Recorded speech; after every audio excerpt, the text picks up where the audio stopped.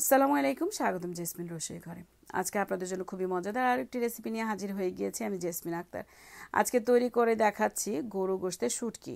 শুটকিটা তৈরি করার জন্য যা লাগছে আমি তাও দেখিয়ে দিচ্ছি। এখানে নিয়েছি গরু গোশত, সলিড গরু গোশতটা আমি এখানে ব্যবহার করছি। গরুর পেছনের রানের সলিড গোশতটা, যেটাকে আমরা বলি আন্ডারকাটের গোশত।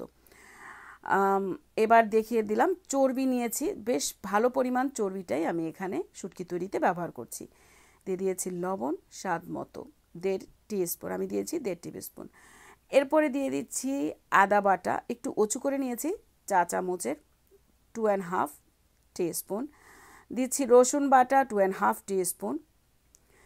এরপরে দিয়ে দিচ্ছি লবঙ্গ 6টা, দিয়ে দিচ্ছি এলাচি 5টা, 3 টুকরো দারচিনি, 3টা তেজপাতা। এবার চুলায় বসিয়ে দিব। চুলায় বসিয়ে দিয়ে চুলার আঁচটাকে একটু বাড়িয়ে দিয়ে জাল করতে থাকবো। যারা সবসময় আমার ভিডিওগুলো দেখেন কিন্তু এখন পর্যন্ত আমার চ্যানেলটিকে সাবস্ক্রাইব করেনি, আশা করি চ্যানেলটিকে সাবস্ক্রাইব করে নেবেন। আর যারা ফেসবুক পেজ থেকে দেখবেন তারা ফেসবুক পেজটিকে ফলো করে রাখবেন আমাকে সাপোর্ট করার জন্য। ঢেকে দিয়ে কিছুক্ষণ জাল করার পরে যখন পানি বেরিয়ে এসছে, আমি চুলার আঁচটাকে মিডিয়াম থেকে একটু হাই হিটের মাঝামাঝি রেখেই জাল করেছি। এরপরে রেখে দিয়েছি।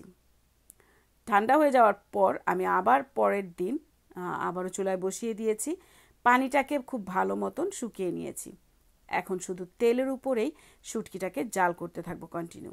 তবে 2 বেলা করে আমি জাল করব। 3 থেকে 4 দিন সময় লেগেছে আমার শুটকিটা তৈরি করার জন্য। কন্টিনিউ জাল করতে থাকবো এবং চুলার আঁচটাকে কমিয়ে দিয়ে মিনিমাম 1 ঘন্টা চুলার উপর বসিয়ে রাখবো। আর একটু পরপর নেড়ে দিব যেন চুলার থাকা অবস্থায় হাঁড়িতে লেগে না যায়। যখন আমরা এভাবে কন্টিনিউ এটাকে জাল করব এবং নাড়তে থাকবো, চারপাশ থেকে হয়তো বা কিছুটা শুটকি ছুটে আসে, ঝুড়া ঝুড়াটা তৈরি হয়ে যায়। তবে এই ঝুড়া শুটকিটা খেতে অনেক মজা লাগে। তৈরি করে ফেলেছি গরু গোশতের শুটকি। আমি আগেই বলেছি 3 থেকে 4 দিন সময় লাগে এই শুটকিটা তৈরি করতে, এবং চুলার আঁচটাকে কমিয়ে দিয়ে কন্টিনিউ চুলার উপরে বসিয়ে রাখতে হয় মিনিমাম 1 ঘন্টা। কেমন লাগলো রেসিপিটি আপনারা ঘরে তৈরি করে আমাকে অবশ্যই কমেন্ট করে জানাবেন। আর যদি ভালো লেগে থাকে তাহলে অবশ্যই লাইক করবেন, শেয়ার করে দিবেন ফ্রেন্ডস অ্যান্ড ফ্যামিলির কাছে। যারা ফেসবুক পেজ থেকে দেখবেন তারা ফেসবুক পেজটিকে ফলো করে রাখবেন, এবং যারা ইউটিউব থেকে দেখবেন তারা ইউটিউব চ্যানেলটিকেও সাবস্ক্রাইব করে রাখবেন এবং পাশের বেল আইকনটাও প্রেস করে রাখবেন প্রত্যেকটা নতুন নতুন ভিডিওর নোটিফিকেশন পাওয়ার জন্য। আজ এ পর্যন্তই। অন্য কোনো সময় নতুন কোনো ভিডিও নিয়ে হাজির হয়ে যাব। সে পর্যন্ত ভালো থাকবেন। আল্লাহ হাফেজ।